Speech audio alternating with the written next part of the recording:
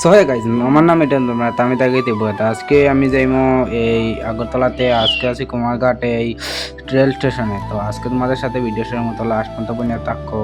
ওই দুঃখী সুন্দর ফাইনালি গাইজ আমি আইছি ইকফা ইউনিভার্সিটিতে। আজকে তোমাদের সাথে পুরো টাউনটা ঘুরে দেখাইমো।